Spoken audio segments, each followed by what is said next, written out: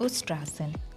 इसमें सबसे पहले आप फर्श पर घुटनों के बल या वज्रासन में बैठें। अब आप अपने घुटनों पर खड़े हो जाएं। सांस लेते हुए पीछे की ओर झुकें। दाईं हथेली को दाईं एड़ी पर तथा बाईं हथेली को बाईं एड़ी पर रखें। धीरे धीरे सांस लें और सांस छोड़ें। फिर लंबी गहरी सांस छोड़ते हुए अपनी आरंभिक अवस्था में वापस आ जाएं। यह आसन गर्दन और कमर दर्द को कम करने में मदद करता है। पाचन संबंधी समस्याओं में भी यह आसन लाभकारी होता है।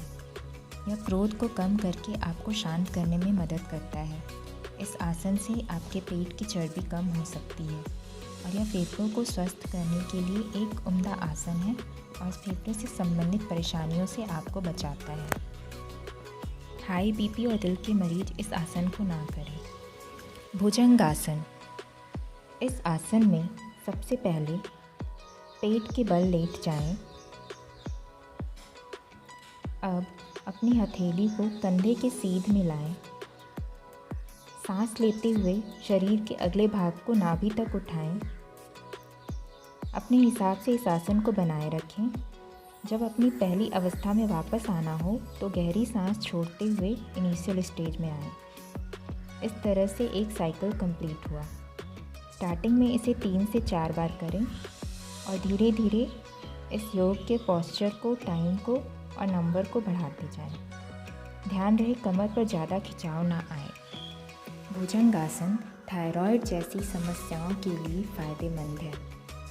यह आसन अस्थमा रोगियों के लिए बहुत लाभकारी है। इससे फेफड़ों में खिंचाव आता है और ऑक्सीजन के प्रवेश की क्षमता बढ़ जाती है। यह आसन तनाव, चिंता, डिप्रेशन इत्यादि को कम करने में मदद करता है।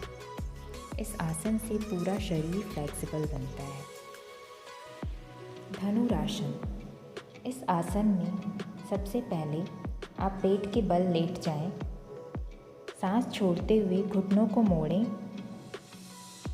अपने हाथ से टोज़ को पकड़ें। सांस लेते हुए अपने सिर, चेस्ट एवं थाइस को ऊपर की ओर उठाएं। धीरे धीरे सांस लें और छोड़ें। अपने इनिशियल पोजीशन में आना हो तो लंबी गहरी सांस छोड़ते हुए नीचे आएं। यह एक साइकिल कंप्लीट हुआ। इसे 3 से 5 बार करने की कोशिश करें। जब आप पूरी तरह से शरीर को उठा लें तो पैरों के बीच में जगह को कम करने की कोशिश करें। या अपने शरीर की फ्लेक्सिबिलिटी के हिसाब से आप अपने शरीर को और ऊपर उठा सकते हैं। अब लंबी गहरी सांस छोड़ते हुए नीचे आएं। धनुरासन मोटापा घटाने के लिए और वजन कम करने के लिए एक प्रॉपर योगाभ्यास है। यह आसन डायबिटीज़ टाइप 1 और टाइप 2 दोनों में फ़ायदा पहुंचाता है। इस आसन के अभ्यास से स्लिप डिस्क में बहुत हद तक राहत मिल सकती है। यह आसन अस्थमा रोगियों के लिए बहुत लाभदायी है। इससे फेफड़ों की क्षमता बढ़ती है जो अस्थमा रोगियों के लिए बहुत ज़रूरी है। इसी तरह की आसन की जानकारी के लिए हमारे चैनल्स को सब्सक्राइब करें, ज़्यादा से ज़्यादा लाइक और शेयर करें और नीचे बेल आइकन को दबाना ना भूलें। Thank you so much for watching.